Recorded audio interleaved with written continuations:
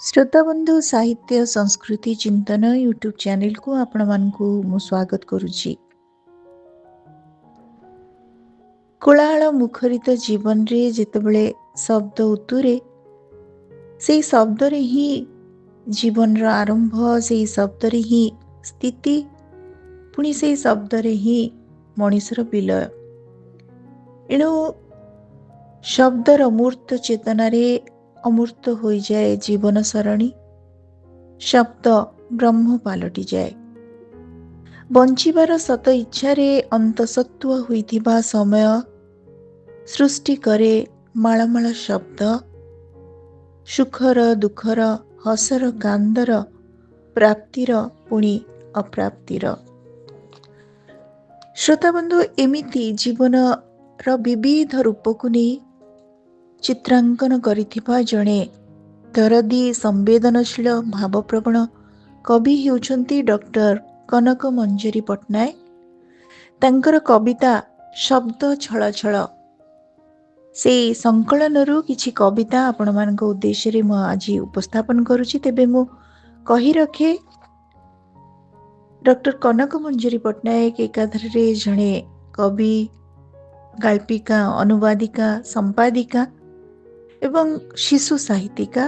तत्सहित अनेक से गीति कविता मध्य लेखन्ति। तत्सहित से गीति कविता मध्य लेखन्ति। आज आम शुणुचे कवि कनक मंजरी पट्टनायक को तांकर कविता संकलन शब्द छळ छळर किछि कविता। कवितार शीर्षक हेउछि, प्रथम कवितार शीर्षक हेउछि पहाड़ी झियो। कवि कनक मंजरी पट्टनायक।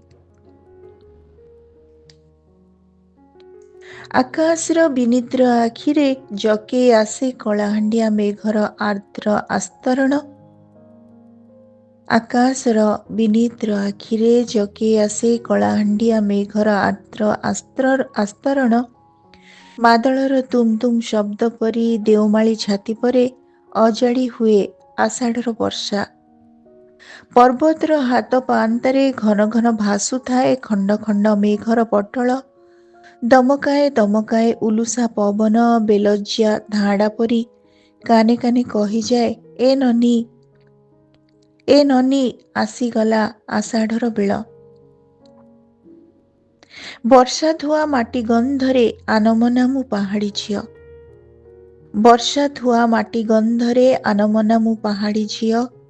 छाती तले मोर वर्षार वेदना, वर्षार पुलक, वर्षार जीवन। सुख दुख सबु साथे पहाड़ी झियो मु फी सन बरण करे वर्षा को सखी भाभी, प्रिय भाभी, ईश्वर भाभी। वर्षा धुआ माटी गंधरे आनमना मु पहाड़ी झियो। छाती तले मोर वर्षार वेदना, वर्षार पुलक, वर्षार जीवन। सुख दुख सबु साथे पहाड़ी झियो मु फी सन बरण करे वर्षा को सखी भाभी, प्रिय भाभी, ईश्वर भाभी। कवि कनक मंजरी पट्टनायकर शब्द छळ छळ प्रकृति रे तांको आवेगर इस्ताहार बहन करिछि। पहाड़ी झियो कवितारू आमे अनुमान करि परिबा तांकर आवेग केते उत्फुल्लित, केते उछुला। कविंकर आउ एक कविता जार शीर्षक हेउछि नारी। कवि कनक मंजरी पट्टनायक। जियंतारे दासी हेले मरणांते दर्पण घेରରେ रही पूजा पाए धिबी होई। जियंतारे दासी हेले मरणांते दर्पण घेରରେ रही पूजा पाए देवी होई। थरुटिए मनीष मु बोली जियंतारे उच्चारिले बाकी सबु जन्म ओ जीवन नारकीर नाम निये सेई। थरुटिए मनीष मु बोली जियंतारे उच्चारिले बाकी सबु जन्म ओ जीवन नारकीर नाम निये सेई। बिना मेघे वज्रपात हुए, बिना मेघे वज्रपात हुए नारीटिए इच्छामयी हेले समाज रे फूल बर्षु थाए नारी जाति गुमुरी कांदिले। ବ୍ୟକ୍ତି ଏଠି ମୁହୁର୍ମୁହୁ ବ୍ୟକ୍ତିତ୍ୱର ପୋଷାକ ବଦଳେ। ବ୍ୟକ୍ତି ଏଠି ମୁହୁର୍ମୁହୁ ବ୍ୟକ୍ତିତ୍ୱର ପୋଷାକ ବଦଳେ। ନାରୀ ଖାଲି ବସ୍ତୁ ହୋଇ ଅନାହତ ଜଳେ। ପଣ୍ୟ ରୂପୀ ତା ଦେହକୁ ପୁରୁଷର ତରାଜୁ ତଉଲେ। ତା ଭାଗରେ ଦିଶାହୀନ ଆକାଶ ଭ୍ରମଣ ଯୁଗ। ଓଠରେ ତା ସଂସାରର ଯାବତୀୟ ଶୋଷ। ନାରୀ ଆଜି ସାଫଲ୍ୟର ମୁକ୍ତ ଶୈଳ ଶୀର୍ଷ। ଆଜି ବି ଶେଷ ହୋଇନି ତା ଭାଗ୍ୟରୁ ଧର୍ଷଣ, ଚୋରା ଚାଲାଣ, ଛଳନା ଓ ନିର୍ଯାତନା। ତା କୋହରେ ବତୁରି ପାରିନି ମାଟିର ବସନ। ନାରୀ ଆଜି ବି ସୀମାହୀନ କାରୁଣ୍ୟ। କେବେ ସିଏ ଯୁଦ୍ଧର କାରଣ, କେବେ ତା ହାତରେ ଯୁଦ୍ଧ ସରଞ୍ଜାମ।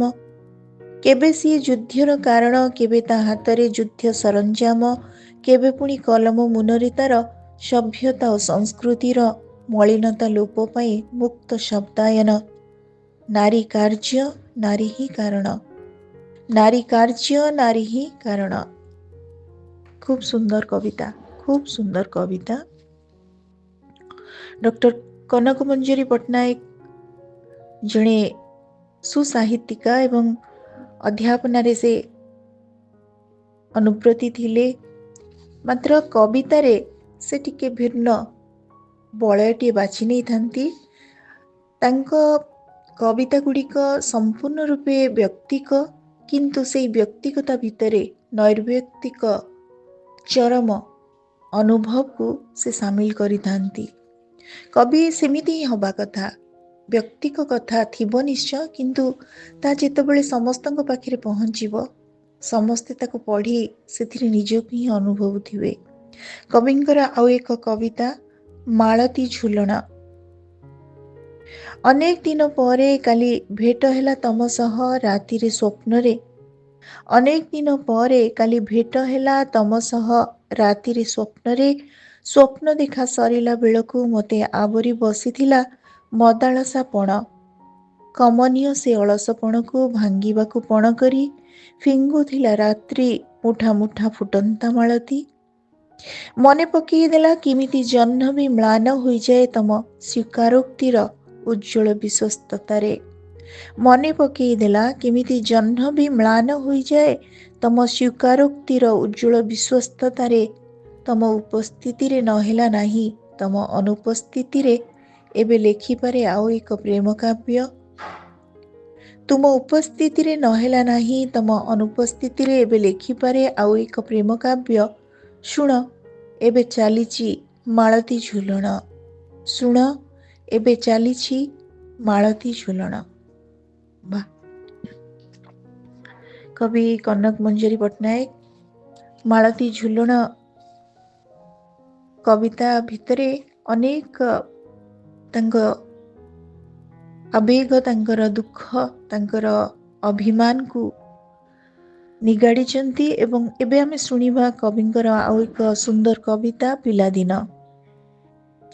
ଏବଂ ଏଇ କବିତାକୁ ଯେତେବେଳେ ପଢ଼ୁଥିଲି, କବିତା ସିରିଜ କବିତା 1, 2, 3 କରି ଲେଖିଛନ୍ତି। ଏଥିରେ ପ୍ରତ୍ୟେକ ମଣିଷ ନିଜ ପିଲାଦିନକୁ ଖୋଜି ପାଇବେ ଆଉ ପ୍ରତି ମଣିଷର ଏଇ ପ୍ରକାର ମାନସିକତା, ବିଚାର, ଆବେଗ ନିଶ୍ଚୟ ଥିବ। କବି କନକ ମଞ୍ଜୁରି ପଟ୍ଟନାୟକଙ୍କର ଶବ୍ଦ ଛଳ ଛଳ କବିତା ସଂକଳନରୁ ଆମେ ଶୁଣୁଛେ କବିତା। କବିତାର ଶୀର୍ଷକ ପିଲାଦିନ। କିଏ ମୋତେ ଦିଅନ୍ତା କି ସେଇ ପିଲାଦିନ, କାଗଜ ଡଙ୍ଗା ଭସାଣି ପ୍ରଜାପତି ମନ। ବରଗଛ ଓହଳରେ ନୀତି ଦୋଳି ଖେଳ, ନଈକୂଳେ ବିଲମାଳେ ସାଙ୍ଗସାଥି ମେଳ। କିଏ ମୋତେ ଦିଅନ୍ତା କି ସେଇ ପିଲାଦିନ, ବାବୁ ମା ପାଖେ ଥୁଆ ଅସରା ସପନ। ରମ୍ଭା ଆଈ ମଗଜର କାହାଣୀ ପେଟରା, ବାରମାସେ ଭରପୁର ଜାନିଅ ଯାତରା। ଆମ ବାରି ଆମ୍ବ ଧାଡ଼ି ଶୀତଳ ଛାଇରେ କଟୁଥିଲା ଦୀପହର ଗୁଣ୍ଡୁଚି ସାଥିରେ। ଅଭୁଲା ତା ନଈ ପଠା ଅପାସୋରା ବନ, ମନେ ମନେ ଘୋରୁଛି ମୁଁ ସ୍ମୃତିର ଚନ୍ଦନ। ମନେ ମନେ ଘୋରୁଛି ମୁଁ ସ୍ମୃତିର ଚନ୍ଦନ। କାଉ ଢିମିରା ପଛର ରତନେଇ ପିଠ, କାଉ ଢିମିରା ପଛର ରତନେଇ ପିଠ। ବୁଢ଼ା କେନ୍ଦୁ ଯାତରା ଓ ଝଗଡ଼େଇ ମଠ। ରଜଦୋଳି ଜହ୍ନି ଓଷା ତଅପୋଇ ପୂଜା, ସାରା ବରଷରେ ଘରେ କେତେ ପିଠା ଖଜା। ଲୋକ ଦେଖାଣିଆ ଏଇ ସହରୀ ଜୀବନ, ଲୋକ ଦେଖାଣିଆ ଏଇ ସହରୀ ଜୀବନ କିଏ ମୋତେ ଦିଅନ୍ତା କି ସେଇ ପିଲାଦିନ, କିଏ ମୋତେ ଦିଅନ୍ତା କି ସେଇ ପିଲାଦିନ। କୁଆଁ ତାରା ଲୁଚିଯିବା ପରେ ଫର୍ଚ୍ଚା ଫର୍ଚ୍ଚା ପୂର୍ବ ଦିଗ। କୁଆଁ ତାରା ଲୁଚିଯିବା ପରେ ଫର୍ଚ୍ଚା ଫର୍ଚ୍ଚା ପୂର୍ବ ଦିଗ ଧୀରେ ଧୀରେ ଫିଟୁଥିଲା ଲୋହିତ କବାଟ। ବାଳସୂର୍ଯ୍ୟ ପୃଥିବୀକୁ ଚାହୁଁ ନ ଚାହୁଣୁ ଆମେ ସବୁ ଭାଇ ଭଉଣୀ ସେଜ ଛାଡ଼ି ପଢ଼ି ବସୁଥିଲୁ ସେଦିନର ନିର୍ଦ୍ଧାରିତ ପାଠ। ଦିନ ଆସୁଥିଲା ଫିନ୍ ଫିନ୍ ଧୋତି ପିନ୍ଧି। ଦିନ ଆସୁଥିଲା ଫିନ୍ ଫିନ୍ ଧୋତି ପିନ୍ଧି ଫର୍ଚ୍ଚା ଫର୍ଚ୍ଚା ରାସ୍ତା ସାରା ପରିଚିତ ପଥଚାରୀ ସାଙ୍ଗସାଥୀ ପ୍ରିୟ ପରିଜନ ସଭିଙ୍କ ଆଲିଙ୍ଗନ ହାନ୍ଦୋଳାରେ ଖୁସି ଖୁସି ସରୁଥିଲା ଦିନ। ତାରାଙ୍କ ନୀରବ ଅଭିସାରକୁ ନିରେଖି ନିରେଖି ଆସୁଥିଲା ରାତ୍ରି। ତାରାଙ୍କ ନୀରବ ଅଭିସାରକୁ ନିରେଖି ନିରେଖି ଆସୁଥିଲା ରାତ୍ରି। କ୍ଳାନ୍ତ ବିଭୋର ଫୁଲମାନେ କାକର ଧୁଆ ସେଜରେ ଶୋଇ ପଡ଼ୁଥିଲେ ଧରାଧରି ହୋଇ। ଏମିତି ଆସୁଥିଲା ମୋ ପିଲାଦିନ, ଏମିତି କଟୁଥିଲା ରାତି ଆଉ ଦିନ।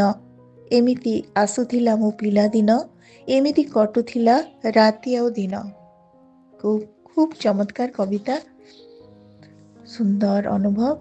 ଏବଂ ଆଉ ଏକ କବିତା ଯେଉଁଥିରେ କବିଙ୍କର ଗାଁ ପ୍ରୀତି, ଗାଁର ମମତ୍ୱବୋଧ ଚିତ୍ରିତ ହେଇଛି। କବିତାର ଶୀର୍ଷକ ହେଉଛି କାଶତଣ୍ଡି। ମା ସାଥିରେ ଆସିଥାଏ ଧଳା ପରିଟିଏ, ମା ସାଥିରେ ଆସିଥାଏ ଧଳା ପରିଟିଏ, ସତେଜ ସଫେଦ ଓ ମୁକୁଳା ଉଲ୍ଲାସରେ। ଖାଲି ନଈପଠା କାହିଁକି ଦେଖଣାହାରୀଙ୍କ ବୀତସ୍ପୃହ ହୃଦୟକୁ ବି କରିଦିଏ ବିଚିମୟ। ଉନ୍ମୁକ୍ତ ଉଦାରତାରେ ଟାଣିନିଏ ସଭିଙ୍କ ଚାହାଣୀ। ମା ଭଳି ମୁଦ୍ରା ନେଇ ଶୁଭ୍ରତାର ତାରାଫୁଲ ବିଞ୍ଚି ଆସିଥାଏ ଧଳା ପରିଟିଏ ମା ସାଥିରେ। ମା ସାଥିରେ ଆସିଥାଏ ଧଳା ପରିଟିଏ, ସତେଜ ସଫେଦ ଓ ମୁକୁଳା ଉଲ୍ଲାସରେ।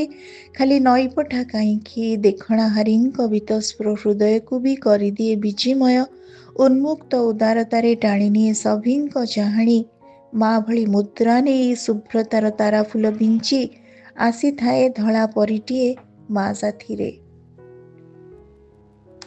ଶ୍ରୋତାବନ୍ଧୁ, ଆମେ ଆଜି ଶୁଣୁଥିଲେ କବି ଡକ୍ଟର କନକ ମଞ୍ଜରୀ ପଟ୍ଟନାୟକଙ୍କ କବିତା ସଂକଳନ ଶବ୍ଦ ଛଳ ଛଳର କିଛି କବିତା।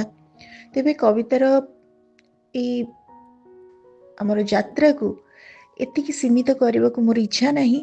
ଆମେ ଆଉ ଗୋଟେ ଅଡ଼ିଓରେ ତାଙ୍କର ଦ୍ୱିତୀୟ ଭାଗ କରି ତାଙ୍କର କବିତାର ଆଉ କିଛି କବିତା ଆମେ ଶୁଣିବା। ତେବେ ଆଜିର ଅଡ଼ିଓଟି ଆପଣମାନଙ୍କୁ କେମିତି ଲାଗିଲା, ଆପଣମାନଙ୍କ ମତାମତ ଅପେକ୍ଷାରେ ରହୁଛି। ଧନ୍ୟବାଦ।